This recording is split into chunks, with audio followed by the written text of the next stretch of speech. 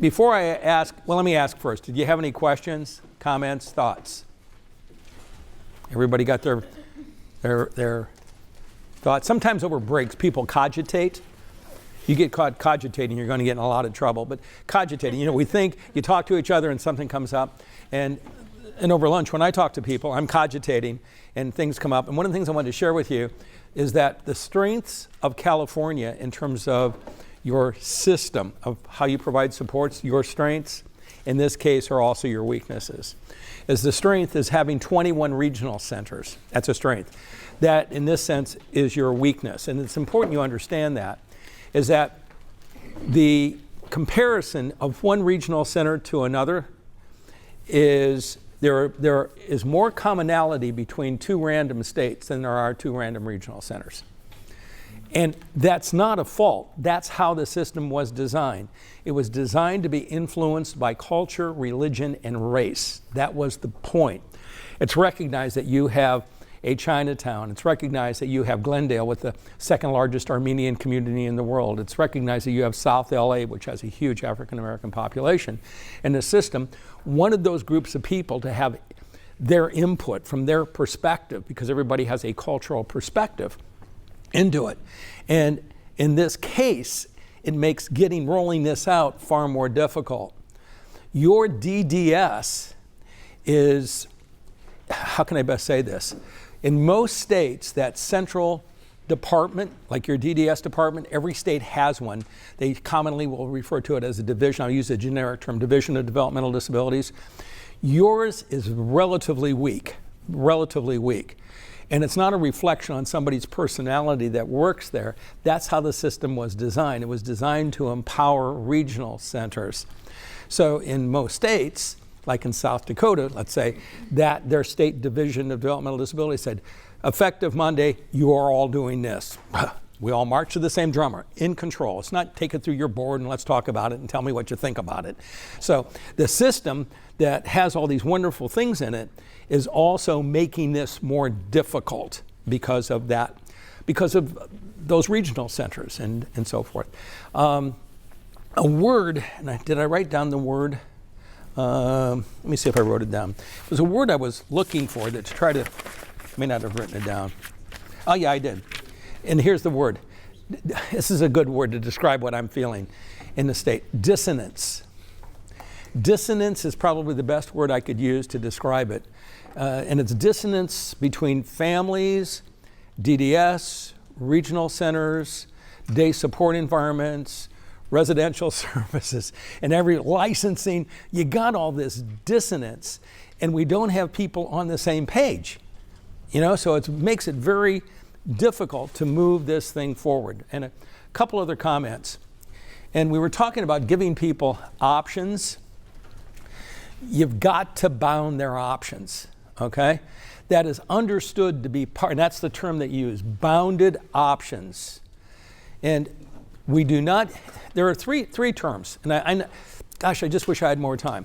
And people tend to bastardize these terms. That's not vulgarity, okay, so don't write that down. Is that bastardize these terms? Is that people interchange the word option with choice. Those are two different words. Do not interchange them. You go to a used car lot and they show you a car with options, power steering, power brakes, rear view camera, and air conditioning.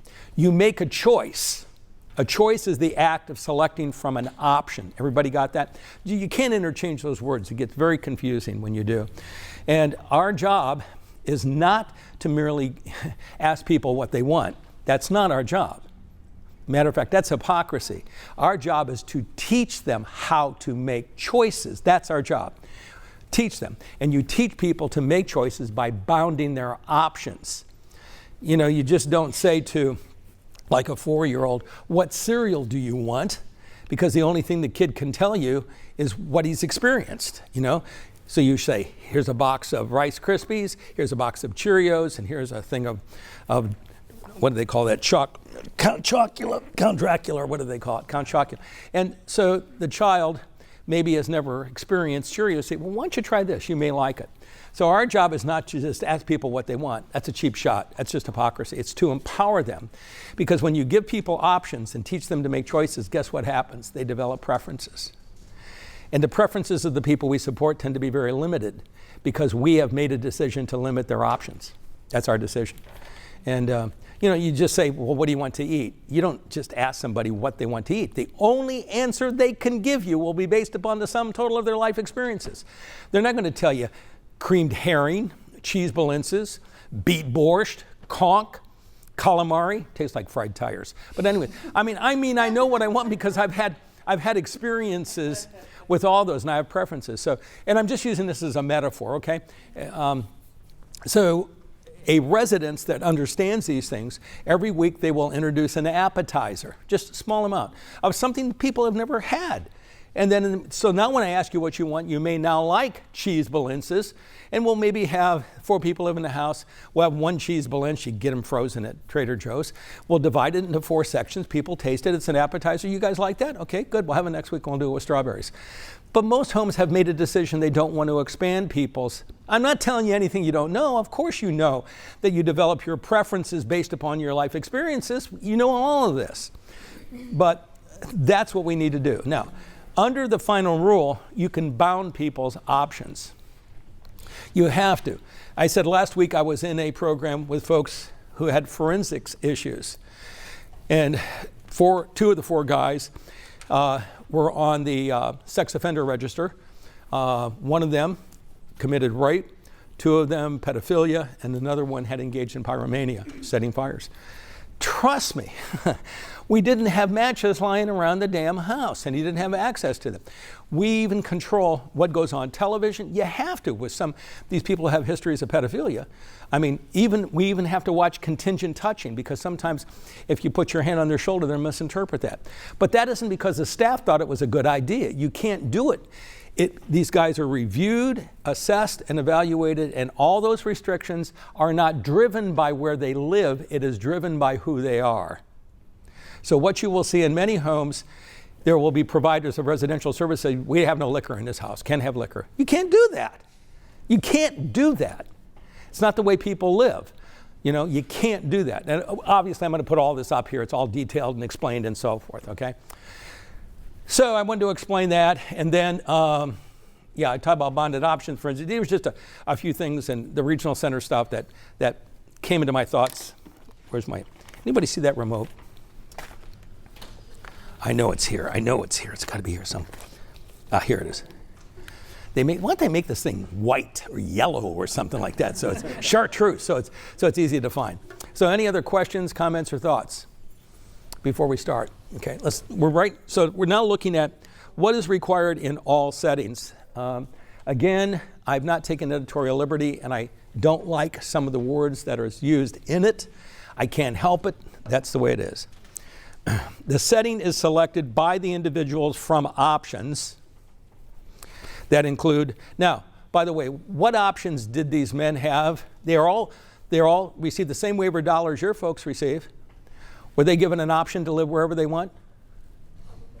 Oh, they could live in an apartment next to a bunch of little kids? They could? Of course not. We decide. They can't decide where they live. Gee, you can't do that. They'll go back in jail. I have to protect them and protect everybody else, okay? So we bound their options, and that's the case. So anyways, the setting is selected by the individuals from options that include non-disability specific settings. That's a key phrase. Where do you want to live? Wherever you can afford. Now make note of that, okay? That's an important point. The same rule applies to us. I'd like to live in the Hearst Estate, up north a little bit more, right? The Hearst Estate. I can't live there. I can't afford to buy it. It's currently a historical place. But if you gave me my druthers and I had the money, I think that's a cool damn place to live. It's got a huge pool. You been there to the Hearst Estate? Yeah. But I can't live there. My daughters, when they were in graduate school, wanted their own apartments. They couldn't have their own apartments. They couldn't afford their own apartments. They had to live with other people. So people's options are always going to be restricted by their financial ability. The options for your folks are very restricted because they're all indigent. Got it. And question. Here, of course, always, yeah. Options. Yeah. So, your example makes complete sense. I can follow that line. And how do you balance this idea of it being this incredible support responsibility, right? Because some people are going to say, yeah, if somebody is, you know, a convicted sex offender, then they shouldn't be living maybe in this particular setting. But someone might also say, you know, well, I think someone having 3 sodas every day is really bad for them, so I'm going to bind their options so it's not even an option for them to have that, right? So like the dignity of risk with bounded options. Sure. Where do you balance? Yeah. Well, number one, it's never determined by a staff, an administrator, or a clinician. It has to be reviewed and approved and assessed by a circle of support or an interdisciplinary team and documented in their plan. And you'll see this in here. So it may well be that we're going to say someone can have only 1 soda a day. And that's it. Now, there could be another team, that would look at that and say, well, you guys are not being right. That's not fair for just to make the decision. He could have 5 sodas a day. But from the final rule standpoint, whether it is reasonable, whether it's appropriate, whether it's rational, is not the point. The point is, did that team come to that conclusion? What was the basis on how they came to that conclusion? And how can that change? See, that's another, and you're going to see this, really important. You're saying he can only have 3 sodas now. What are you going to do to not restrict that?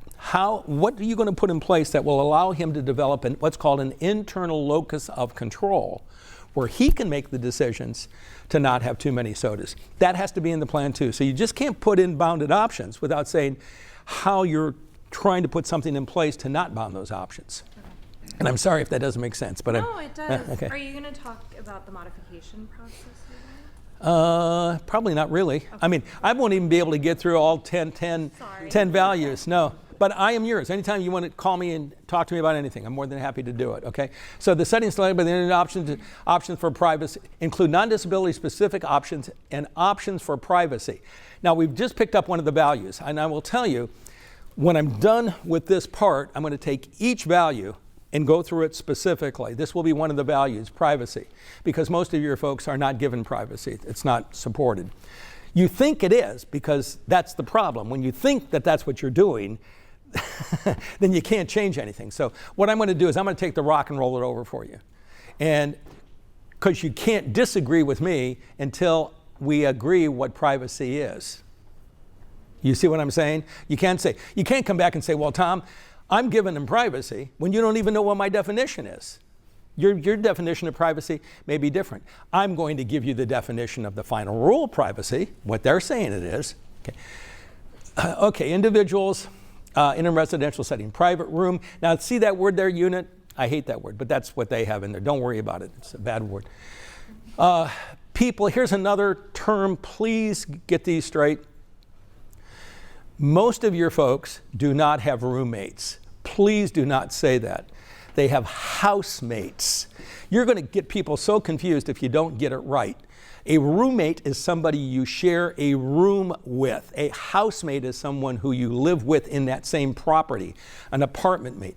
We have some people, and most of the regional centers are doing really great on this, of trying to eliminate roommates so that everyone has their own room. And regional centers are at different points in that whole process, but they're doing much better now. Across the country, California's doing much better. I would say probably 45 to 50% of all people in the waivered system have roommates in the country. Okay, so the rate is much lower than that in California, much lower. Maybe, I don't know, 15%, 20%, I'm guessing, but that's about it. Individuals must have choice of providers. See the key on that? You do understand what that means, right? Yeah, but but do you really think you understand? Yes, ma'am. So, one person can say, I don't want to be with People's Care, the company, I would rather be with UCP. Yeah. So that they currently live, and I'll use People's Care since I've been working with them for 20 years, okay, is that People's Care has a home, 4 people live in it. Under the current system, I will guarantee you that all 4 people in that home all have People's Care support staff. Under the new rule, this person wants Easter steals in that home. Does he have to move? Yes or no? No. Easter Seals now comes in and provides them support. See, you look at that and you say, oh, you mean they get to choose their provider? And you're all saying, yeah, but you're not understanding what that means. Here we go. Listen, just hang on one second. Just listen. My wife has, just wait on, hang on, because you have to understand. I know this is very hard, because this is not about thinking outside the box. This is about blowing up the frickin' box, okay? This is not the way you can't think the way you've been thinking. It won't work, okay? My wife needs home health care. We have a home health care agency. Got it. My wife likes the home health care agency, but her lifestyle metaphorically, her lifestyle on the weekend is such that she doesn't think this home health care agency is going to work well for her. Can she hire and pay one of our daughters to support her on the weekend? Okay. I need a home health care agency. Do I have to use my wife's home health care agency? Yes or no? You now understand it. You got it. How can anybody be confused? You can't. You have a right to choose what agency provides support from you. Under the current system, if someone in the Easter Seals has residential supports, Easter Seal home, somebody says in one of the homes for Easter Seals is, I want UCP. You know what Easter Seals will do? Kick them out of the house.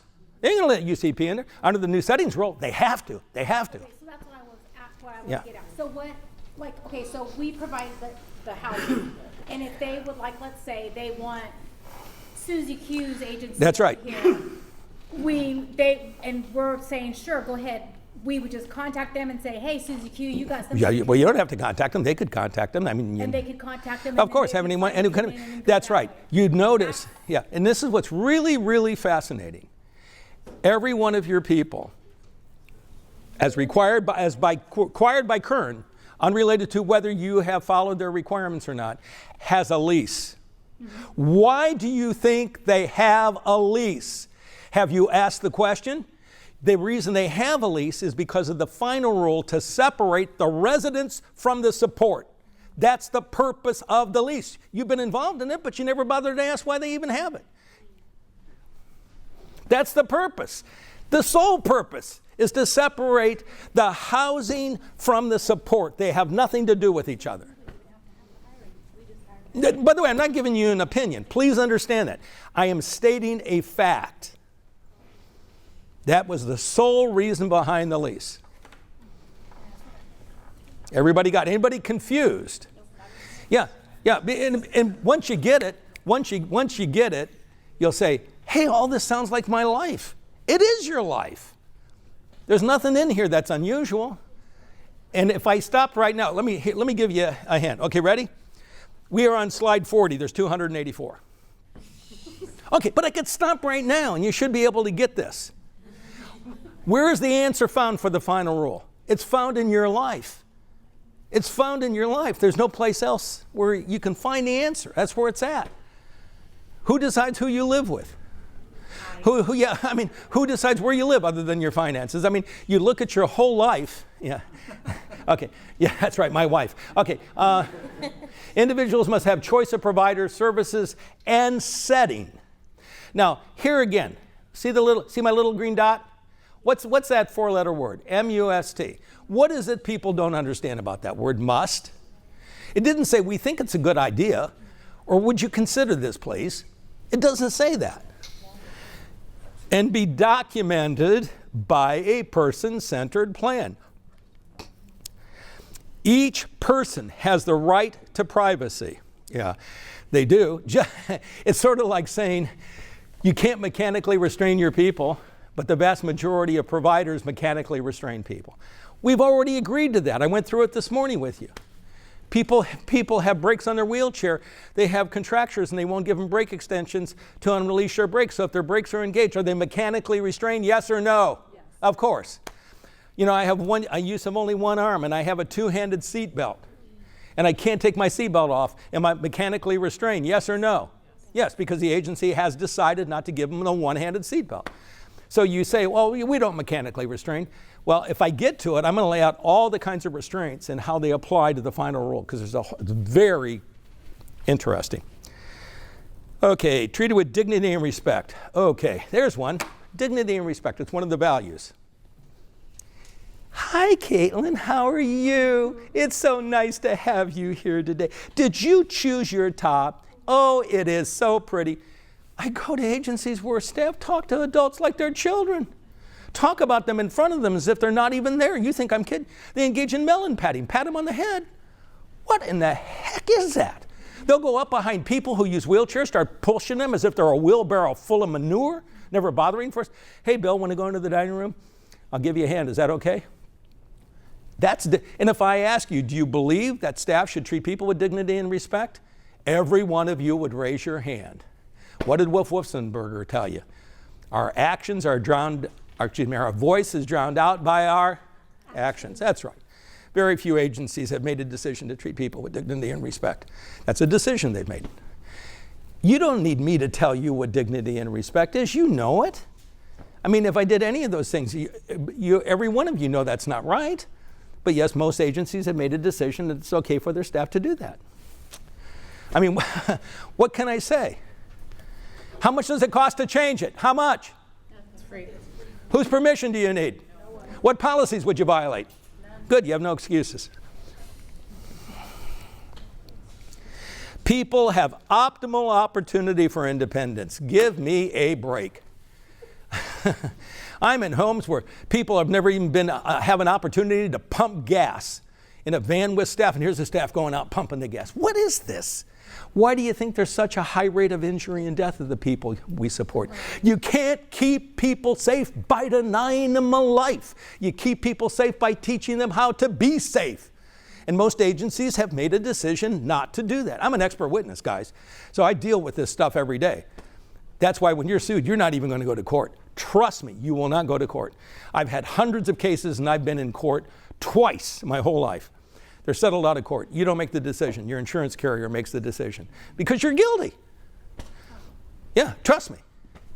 You're guilty. You've made a decision not to keep the person safe. Staff go into the bathroom. Hot water, cold water. Temperature's good. Ethel, time for your shower. They're trying to kill her. Instead of her being in there, Ethel, come on, turn that on. That's hot. Ooh, that's really hot, isn't it? Cold. The staff won't put blue tape on the cold side, red tape on the hot side. They don't teach the person how to mix the water. Just come on in, take your shower. They refuse to teach people how to be safe. That's why we have such a, and by the way, the number one cause of injury and death of the people we support is scalding. Falls are the number one cause of injury, and scalding's a tough way to die, guys. But that's the decisions they make. People have optimal opportunity for independence in making life choices without regimented daily activities. You wait till you see some of the slides on this one. Can access their physical environment. Now, you got socks, bend down and grab them. In the state of California, there is no requirement that any environment is accessible. None of your homes are accessible. I don't care whether you use people with wheelchairs. Not one regional center requires that any environment is accessible. All they require is that it's barrier-free. So if you have steps going into the home, people use a wheelchair, you have to have a ramp. Door frames have to be large enough to get your wheelchair through. Bathrooms have to be large enough to get into. But you go into a home, people use wheelchairs, they'll have washing machines that are top loading. They won't even remove the doors under the kitchen sink and do a cutout so somebody can use the kitchen sink. You'll see ovens with the controls on the back. On the back! Now, how in the heck, if you use a wheelchair, can you use that oven? And forget about people who use wheelchairs. If you have somebody who has a significant intellectual disability, are most staff going to allow him to put his hand over frying bacon or boiling water to do that? But that's a decision that most agencies make. How much more money does it cost to have an oven with the controls in the front versus the back? How much more? Zero. Now, one regional center will require that any environment is accessible. They won't put it in their program designs, not one. And most agencies refuse to do it. Oh, by the way, these are the same agencies running around. Rights, they got rights. Don't listen to these people. It's ridiculous. This is my opinion. And if you know of a regional center that requires that all environments are accessible, let me know the name of the regional center. By the way, DDS does not require it. You want to know how many states require accessibility? Ready? And someday, we will look back on this and we will say, shame on us. for treating people this way. You know what's interesting? Lanterman Developmental Center closed, and Agnew's and others. And the staff who worked there were lying to all of you. They were lying to you. You know what they said? They're moving to the community. They're moving to the community. It's a lie. You can't move to the community. The community is not a place. You can't find it. You can't locate it. You got to create it. You got to develop it. The community is relationships and connections. And here's my point. The vast majority of the people that moved out of your state-operated developmental centers, they merely moved from one institution to another. The only difference is the one they moved into has fewer people than the one they just moved out of. And you can put wallpaper borders on the bedroom walls that match the throw pillows on the bed. You can put a lovely floral centerpiece on the dining room table. You can buy a 50-inch color plasma television set and put it on the great room wall. You can buy a $90,000 van with a lift. You may be fooling some of the people in licensing, but you're not fooling yourself. You know the damn place is an institution.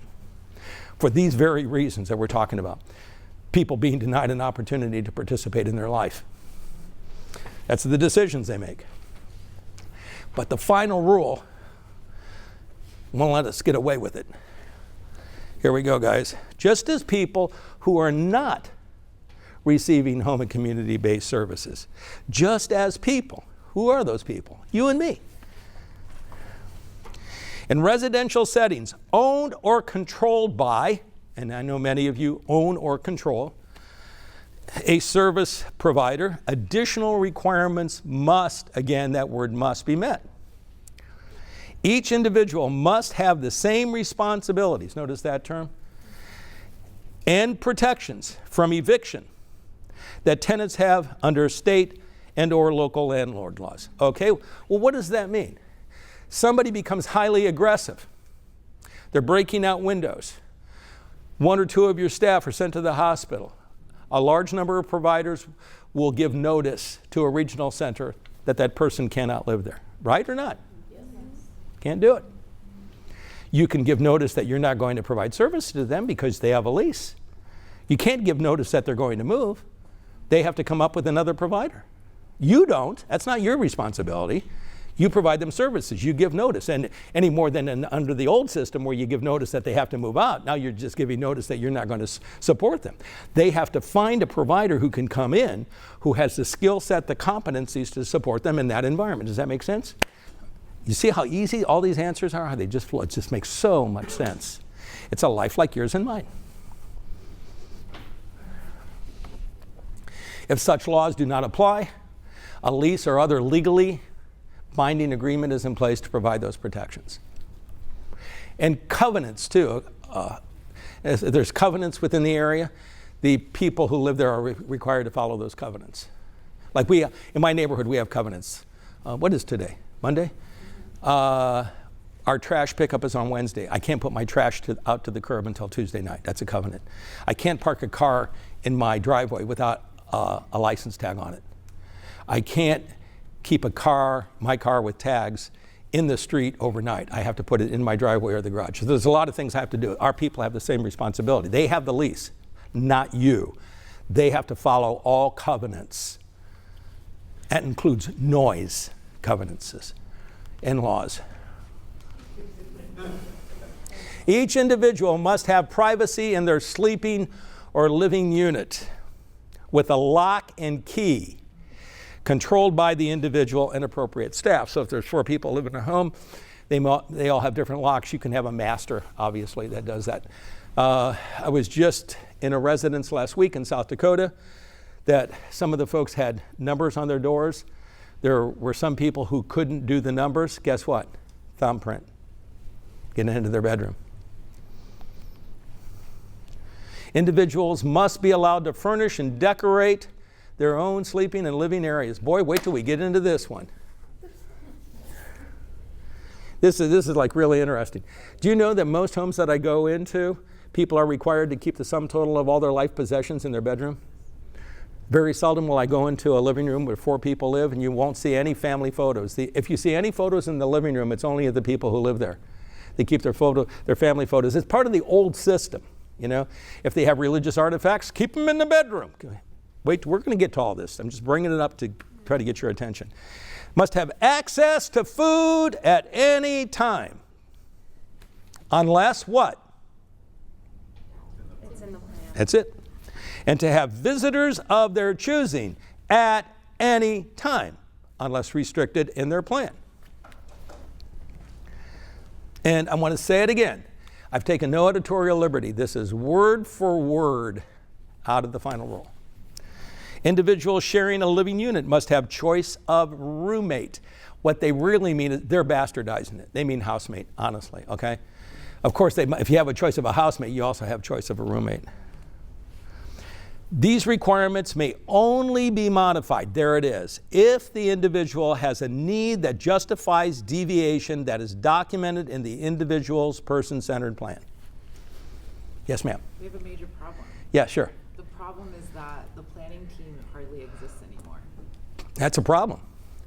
That is. Yeah, people have gone to things like circle of supports too, and just service coordinators doing it. Those teams have disintegrated over years.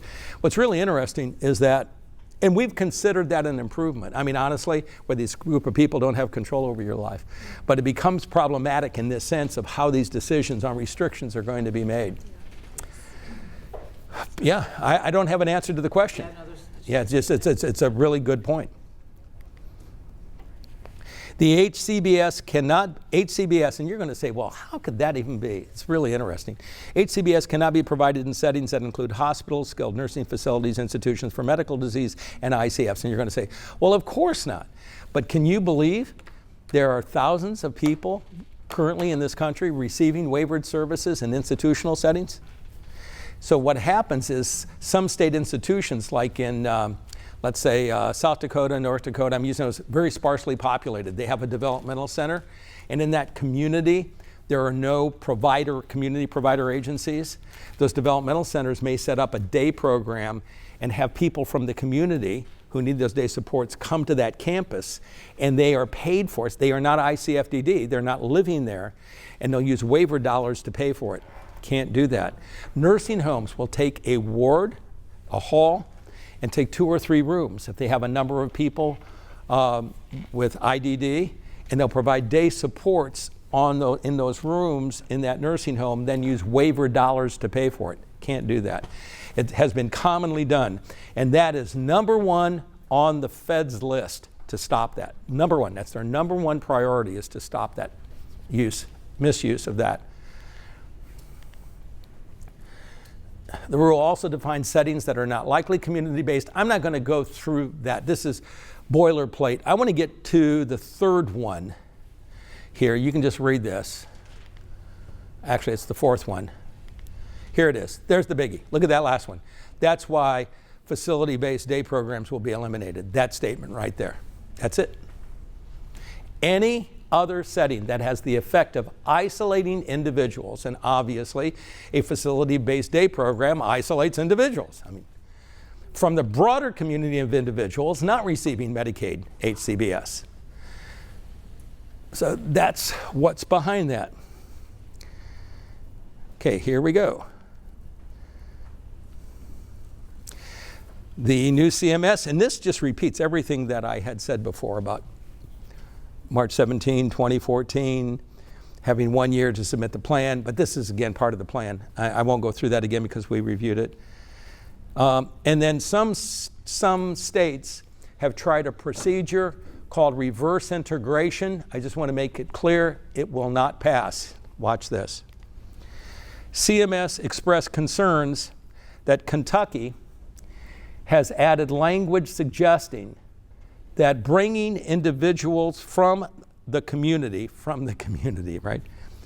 Let me see, into service settings, particularly non-residential settings like day programs, would enable them to meet the integration requirements of the HCBS settings rule. Under the rule, quote, this is a quote from CMS, with respect to non-residential settings providing day activities, the setting should ensure that individuals have the opportunity to interact with the broader community of non-HCBS recipients and provide opportunities to participate in activities that are not solely designed for people with disabilities or HCBS beneficiaries that are aging but rather for the broader community. And sometimes what agencies have been doing is having people with developmental disabilities involved with seniors programs, which are also waivered environments, if it's also a waivered environment, and that's a no-no. Okay, let's take a look at this. I put together a series of graphs to try to explain this. Every graph basically looks the same. What is different is what is at the bottom, and I'm now concretizing the elements of the final rule. Then we're going to take the 10 values and go through each of them and define what it actually means. What do we need to do? The property owner may be the resident's family, agency, support provider, unknown and unrelated entity, housing foundation, or HUD. So obviously the individual could live in an environment, they may not even know who owns their property. I bet you some of you live in an apartment, you sign the lease, and if I ask you who owns your apartment complex, you can't tell me. I'll bet you there's at least one person in here. I know I've lived in apartments, I couldn't tell you who in the heck owned the damn thing. So, and it could be HUD, it could be a private provider, they could be living in property owned by their parents. They can live in their own property and own it. Of course, the problem then is they're not indigent, unless it's set up in a trust. The support recipient or leasee must be afforded the same rights and responsibilities as any leasee would be accorded by virtue of the law. Additionally, all covenants and ordinance as standing are applicable. Now, this is really fascinating.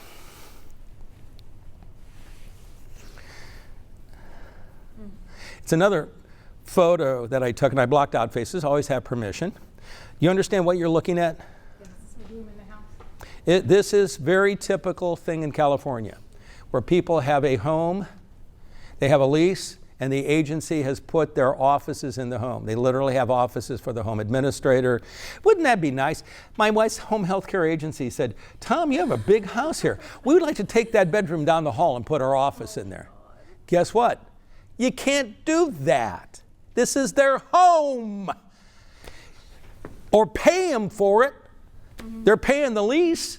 Maybe they'll agree to allow you in there. The best bet is get rid of the damn office. You don't need it. You all know the definition of an office, don't you? A place where professional staff hide. They go in there and they hide in there. I'm not kidding you. That's what they do. No, I've been doing this long enough. I know the truth. But these are actual examples. These are photos I've taken, and in some cases taking up huge space in the house, because it's how the provider thinks. They don't think it's that person's house. They have a lease, but they have no idea what the lease means. Just go put my office in there. Do you see a lot of other staff bedrooms too across the country? Oh yeah, there are staff. Yeah, worse than staff bedrooms. Let me tell you this. Yes, there are bedrooms that staff may have in the home. What really bothers me is when I open a closet or an area, there are staff that are undocumented working in these homes, that they have no other residence.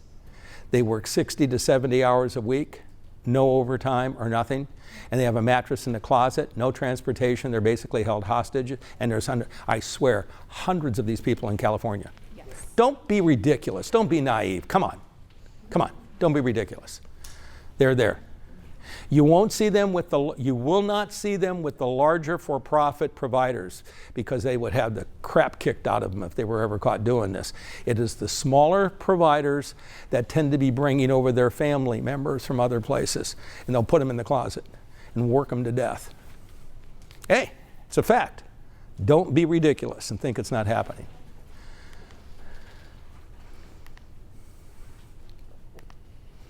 Dedicated office space takes up a significant part of the home's common areas. Oh. What options could be deployed to meet the office needs of staff? And I've seen everything from these cabinets that you can get, and they close up and they lock, and you can keep your files in it, and they're relatively small, and you can put it in a small part of the house. In most instances, anything that we can do to avoid offices for home administrators is really what you want to do. They'll stay up awake at night telling you why they have to have, well, I have to talk to staff confidentially. Go on the patio. Come on. Don't, you know. The tail doesn't wag the dog. They got a supervisor. They're not telling you, Here we go. Next one. The leasee's cohabitation, that's an interesting term, should be a function of preference or fiscal necessity, right? Each housemate shall determine with whom they reside. Okay, somebody moves out of the house. Who determines who comes in there now? Oh, do you mean the people that live there? Oh my gosh. Yes, that's right. Well, what if they can't? Well, if they lack that ability, they're likely conserved. If they're conserved now, who decides it? Their conservator, their guardian. But wait a minute. They may want someone to move in who doesn't have a disability. My gosh, you mean they all don't have to be with their own kind? How if we said, everyone who's black got to live here. Everyone who's Jewish has got to live here. Everyone that is Latino has got to live here. You'd be in jail by the end of the day. But we can say everyone who has a developmental disability, you all got to live in there, only with your own kind. Government's come up and said you can't do that anymore. How come we all seem to understand segregation when you're on the receiving end of it, huh? And we don't seem to understand it when somebody else is, like the people we support? It looks different, doesn't it? Cohabitation should hold only, oh, this is like huge, ready? Only the expectation of sharing space, not lives, unless so preferred. My daughters cohabitated in graduate school. They couldn't afford their own apartment. They did not share lives. Maybe on Friday they ordered a pizza and ate it together. What did these homes do? It's family-style dining. You know what? That craziness came out of ICF, and then it got embedded in licensure. I want to eat in my bedroom. Oh, you can't eat in your bedroom. It's time for dinner. You got to eat over here. We're all going to the movies today. This is where we're going. You got to share your life with people. Well, what if they want to share their life? If you want to share your life, go share your life. That's fine. This says when you move in, you don't lose your life, and we're not imposing everybody else's life on you. You got your own life. Go for it. The leasee shall have full authority to hire and fire the staff who provide the support. Though a leasee may utilize several support staff, said staff may be from the same agency, different agencies, or independent contractors. If the support recipient cohabitates with another individual who also requires support, each of their support staff may be hired, evaluated, and terminated independently of each other. Now, you got a lot of questions, or you better. How are you going to make this work if all 4 people in the home who are currently being supported by your agency now have 4 other agencies? How do you make that work financially? Hell if I know. Don't sit there and say we can't do it because you can't figure it out. I can't figure it out. We'll figure this out. Why would we be responsible for paying if they're the ones hiring? Wouldn't the regional center be paying for it? Well, the regional center will continue to pay for it, but they're not going to pay for everyone. If your what they're paying for now is really a congregate rate in essence, so that if you have 4 people in the home and you have a staff ratio of 1 to 2, that's fine. But now if everyone wants a different provider, it's going to be a 1-to-1. Regional center is not responsible. That's not their issue. They're not going to. There's no way the regional center is going to increase the amount of dollars coming into providers to make this happen. Minimally, some states have legislated for more dollars to make this happen, but it's minimal in comparison to how we're going to make this work. We're going to have to take a whole new tact on this. A whole new tact. We can't use the current system. So I already told you one thing. We're going to have to use a voucher-based system. I'm going to give you my next recommendation. The vast majority of people to make this work, because of staffing issues and financial issues, are going to have to be living in shared and cooperative living arrangements. The system is already in place in California. In the state of Colorado, I will bet you 65 to 70% of all people receiving residential supports are in shared living or cooperative living. South Carolina, probably 80% of everyone who comes into the system goes into shared or cooperative living. You do not have enough staff. Your staffing, let me spend a moment to talk about staff. So, I mean, maybe you are blessed and you have any staffing issues. That's good. But staffing is going to get very, very, very severe in the years ahead. You have not seen anything yet, and no one disagrees. Here's the fact. 1964, I was a freshman in Indiana University. Approximately 42% of all entering freshmen were women. Got it? 2022, approximately 62% of all entering freshmen were women. We tend not to hire women with 4-year college degrees to be DSPs. You can't. You can't afford to do it. 1964, 65, 66, Vietnam War. Approximately 8 to 10% of all military personnel were women. 2022, approximately 40%, 38% of all military personnel are women. Back in the 1960s, and by the way, it's only going up. Number of college women in college, number of women in the military. The aging population in this country, that percentage increases every year. The need for home health care staff, home chore services, long-term care, and assisted living is growing astronomically. That is the exact same labor pool you are pulling from.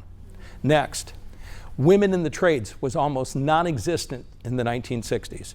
Women plumbers, truck drivers, electricians, bricklayers. Look what's happened to the number of women truck drivers in this country. Semi, long haul. I bet you it's 20%. Well, they're getting $80,000 a year. You think they're going to come to work for $20,000 a year, $80,000 a year? Every forecast by any organization shows, and these people are not being replaced by men in our industry.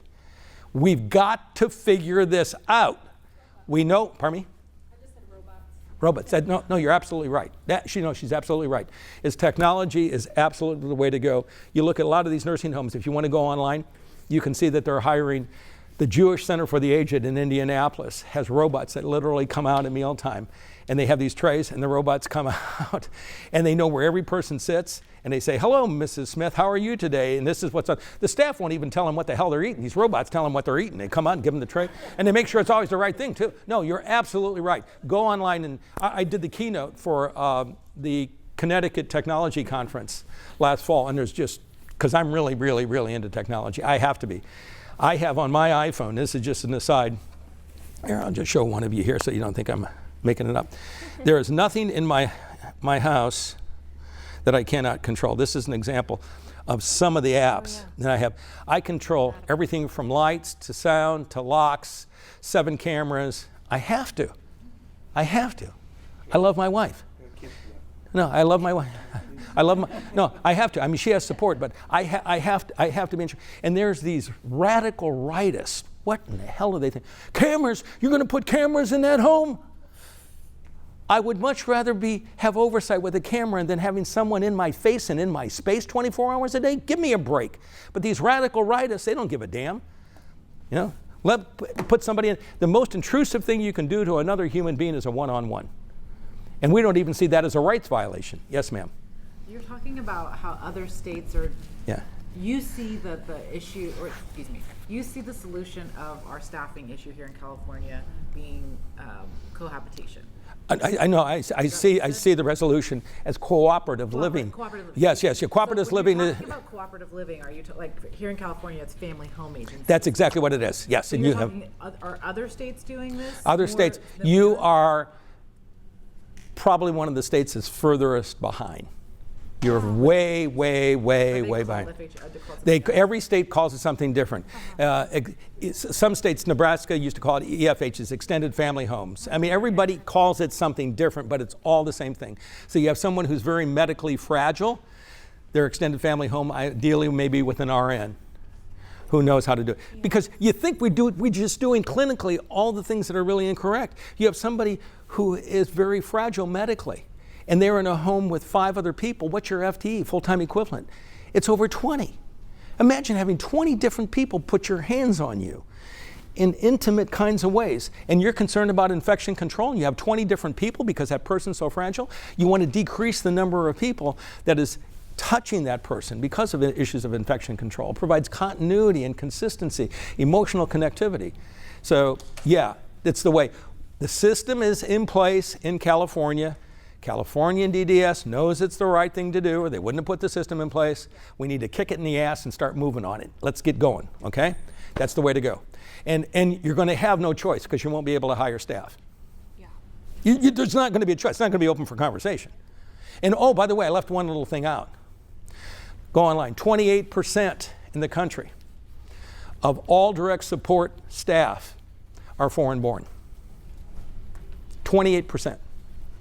We're closed our damn borders. You think somebody's going to open them up next year? Come on. We've got to figure this thing out. It's not thinking outside the box. We got to blow up the box. The current system is not going to cut it, guys. We know the right thing to do, and we're already experimenting with it. I'm excited. You know why? Because I know we can do it. We're going to do it. I see places and people doing it. So, also requires support. Yeah, good. Also, support of each of their staff must be hired and evaluated. So anytime a supervisor completes an evaluation, this is in your controllable column. You sit down with the person who receives the support and say, hey, I'm evaluating Mary Ellen. What does she do that you really like? What would you like her to do differently? And some agencies will literally take the performance appraisal evaluation, the blank one, hand it to some people that are so capable they can read it and fill the damn thing out. How much does that cost? Whose permission do you need? And there's agencies that refuse to do that. Let me finish this one. Unless otherwise specified by HCBS regulations, the support staff may be a personal friend, got it? Don't have to pee in the cup. Family member or acquaintance acting as an independent contractor. Their obligation, duties, and responsibilities are determined by the contractual relationship established between the support recipient and the staff. So the support recipient decides, and again, that's exactly what you're already doing with self-determination. People decide, I'm going to pay my brother to provide support to me. And that relationship is determined by them and their brother. He says, you know, and the person may say, brother, if you do this, if you bring over a friend to my house, I don't want you to bring over the friends. I'm going to terminate my relationship with you. So those relationships are determined by the person who is making the payment. The support provider's relationship with the support recipient is at will. And that goes back to maybe answer a little bit of your question. I don't like you, you're gone. That's it. Well, legally in California, you can't say you just didn't like them. You just say you're no longer wanting to employ them. Whatever. Yeah, yeah, yeah. And at will, meaning the support recipient may sever any and all relationships specified by the contract. And I'm going to put one more up here and then we'll go on break.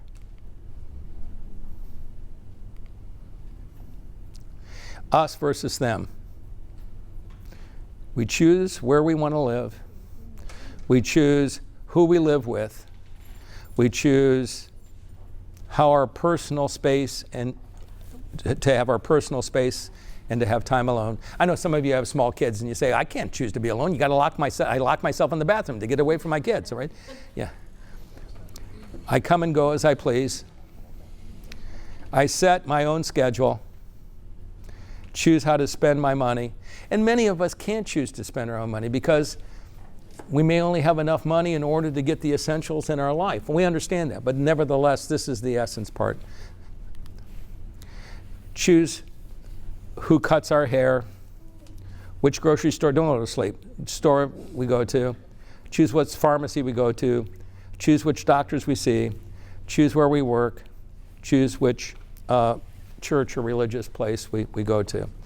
And when you come back, I'm going to put the values up, and then we're going to go through every value, okay? If I had my druthers, I would love to start it at 9 o'clock with the next slide and just spent the day on the values, because that's the content of it, but that would not work.